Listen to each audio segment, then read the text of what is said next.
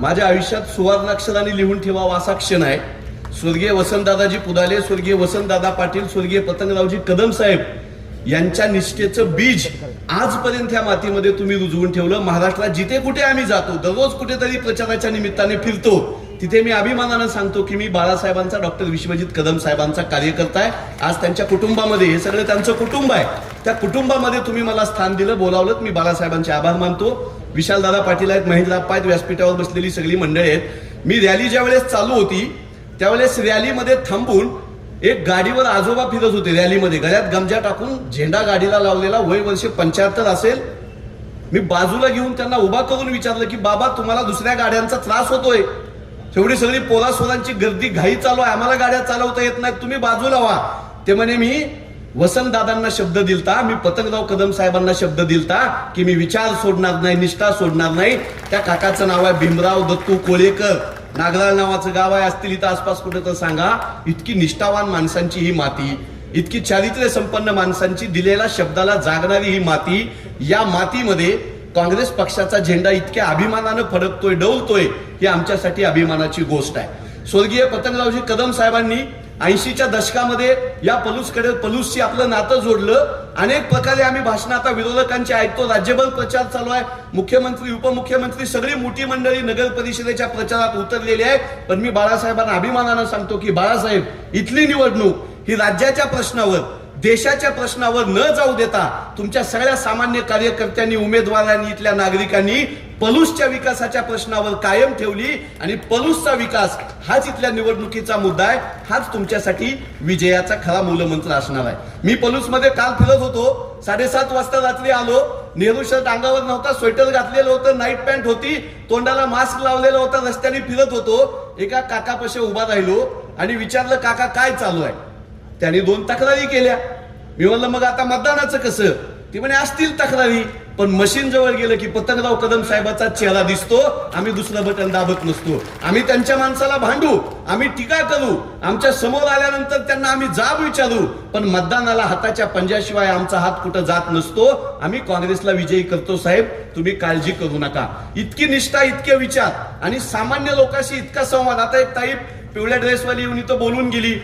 रॅलीमध्ये ती ताई होती, भाषणात नाव नव्हतं, सरळ ती ताई आली, इथं बोलली, विचारलं, साहेबांना विचारलं आणि भाषण केलं. इतकं सहज नेते तुम्हाला उपलब्ध आहेत, इतकं सहज व्यासपीठ तुम्हाला उपलब्ध आहे, तुमच्या माणसांचा इतका तुमचा स्नेह आहे. आम्ही नेते खूप बघतो, महाराष्ट्रामध्ये अनेक नेते बघतो. बाळासाहेबांच्या नेतृत्वाबद्दल इथल्या विरोधकांनी काय वावड्या उठवायला सुरू केल्या. काल मी काहीतरी रील एक कोणाची फिरताना बघितली, पलूसमध्ये बायको आणि पुण्यामध्ये नवरा, इथल्या खालच्या स्तराला हे बोलतायत.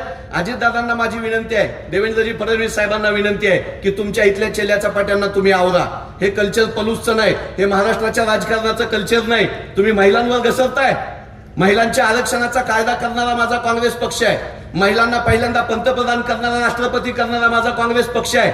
3.5 लाख महिला आज पंचायत राज व्यवस्थेमध्ये काँग्रेस पक्षाने दिलेल्या महिलांच्या 50% आरक्षणावर आज सत्ता भोगतायत. तुम्ही असले विरोधक जर आमची टिंगल टवाळी महिलांची करणार असाल तर आई भवानीची शपथ आहे की असल्या महिलांचा अपमान करणाऱ्यांना, महिलांच्या चारित्र्यावर हात उठवणाऱ्यांना ही पलूसची जनता खड्यासारखं बाहेर फेकेल. बाहेरच्या माणसाचं इथं काही काम नाही. मी येऊन तुम्हाला कदम साहेबांचं काम, बाळासाहेबांचं काम, विशालदादाचा संपर्क पलूसकरांसाठीच मी सांगायची गरज नाही.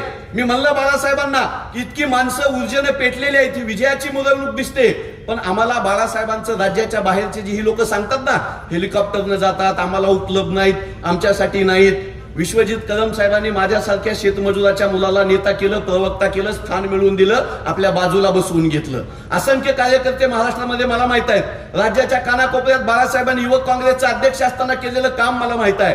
संपत्तीवाला, पैशावाला, घराणेशाहीवाला न बघता साध्या घरातली सामान्य माणसं मोठं करण्याचा हातखंडा आणि तोच पतंगरावजी कदम साहेबांचा वारसा विश्वजित दादा चालवतायत, हे मी आवर्जून तुम्हाला इथं सांगायला आलो. उपलब्ध असणं, आम्ही अनेक वेळा विधानसभेच्या कामकाजामध्ये आम्ही बाळासाहेबांकडे जातो की राज्यातल्या विद्यार्थ्यांचे हे प्रश्न आहेत, शेतकऱ्यांचे हे प्रश्न आहेत, माझ्या भागातला हा प्रश्न आहे, विधानसभेमध्ये तुम्ही घ्या. बाळासाहेब तो घेऊन खिशात ठेवतात. पण ज्यावेळेस विधानसभेमध्ये कामकाज चालू असतं आणि बाळासाहेब आता आमचा प्रश्न विचारतील म्हणलं की बाळासाहेब पलूसचा प्रश्न विचारतात. बाळासाहेब कडेगावचा प्रश्न विचारतात. दरवेळी अधिवेशनामध्ये पलूसचा पाणी पुरवठा, पलूसचे शेतकरी, पलूस मधले विद्यार्थी, पलूस मधला विकास, आमच्यासाठी अजून बाळासाहेब राज्याचे नेते नाहीत. बाळासाहेबांनी माझ्या माघारी पलूस मध्ये जनतेला उघड्यावर पडू द्यायचं नाही, हा पतंगराव कदम साहेबांचा वारसा निष्ठेने सांभाळला. त्यांचा व्याप मोठा आहे, त्यांचं नेतृत्व मोठं आहे, फक्त टीका करायची हे त्यांना कधीच आवडत नाही. आम्ही ज्यावेळेस विरोधकांवर चॅनलवर बोलतो, माईकवर बोलतो, त्यावेळेस आम्हाला बाळासाहेबांची भीती असते की बाळासाहेबांचा फोन येईल आणि अशी टीका करू नको म्हणतील. कोणाही जीवाचा न घडो मत्सर वर्म सर्वेश्वर पूजनाचे, ह्या संस्कृतीला महाराष्ट्राच्या जागणारं कदम कुटुंबीय आहेत. मला आवर्जून बाळासाहेब सांगतात की व्यासपीठावर अपशब्द वापरायचा नाही, विरोधकांना सुद्धा पातळी सोडून टीका करायची नाही. ही माणसं महाराष्ट्रामध्ये खूप कमी राहिलेली आहेत. तुमचा सांगली जिल्हा स्वातंत्र्य सैनिकाचा जिल्हा आहे, साहित्यिकांचा जिल्हा आहे, विष्णू दिगंबर पलुसकरांची तुमची भूमी आहे, BC कांबळे या धर्तीनं तुमच्या खासदार दिलेले होते रिपब्लिकन पक्षाचे. या मातीची ओळख ही फक्त इतिहास, अस्मिता, काँग्रेस अशी राहिली नसून दरडोई उत्पन्नामध्ये सुद्धा महाराष्ट्रातले ग्रामीण भागामधले जे 3-4 तालुके आहेत त्याच्यामध्ये तुमच्या तालुक्याचा नंबर खूप वरचा आहे. हे कुणामुळे झालं? हे आपोआप नाही झालं.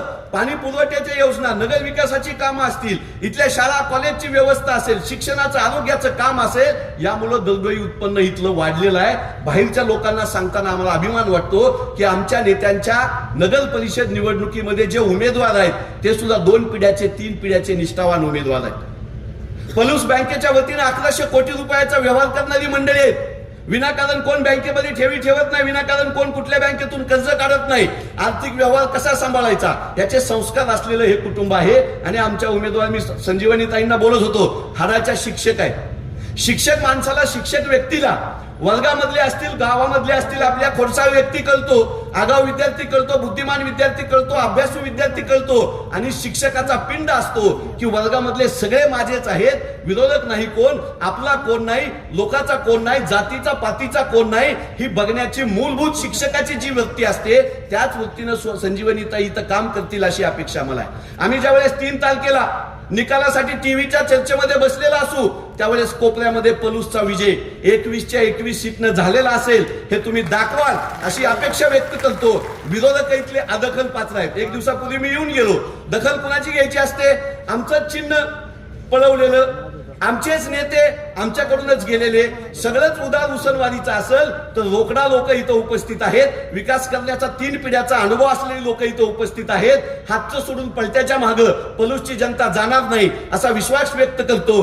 काँग्रेसच्या उमेदवारांना विजयी करा. बाळासाहेबांवर अख्ख्या महाराष्ट्राचं लक्ष आहे, विशालदादांवर अख्ख्या देशाचं लक्ष आहे. काँग्रेसचा विचार ह्या मातीतून तुम्ही फडकवाल आणि या नेतृत्वाला बुलंद आवाज द्याल अशी अपेक्षा व्यक्त करतो. पलूसच्या विकासाच्या बाहेर चर्चा जाऊ देऊ नका. पलूसचा विकास महाराष्ट्राच्या जनतेला दिशादर्शक असला पाहिजे आणि दुसऱ्या नगर परिषदेचे नगरसेवक पलूसच्या जनतेचा विकास बघण्यासाठी सहलीवर आले पाहिजे. असा विकास बाळासाहेबांच्या दृष्टीनं, महेंद्राप्पांच्या नेतृत्वामध्ये, पुदाले कुटुंबाच्या निष्ठेनं होईल अशी अपेक्षा व्यक्त करतो. विजयाची सभा याच्यापेक्षा मोठी होईल अशी खात्री बाळगता आणि थांबतो. जय हिंद, जय महाराष्ट्र. धन्यवाद पवार.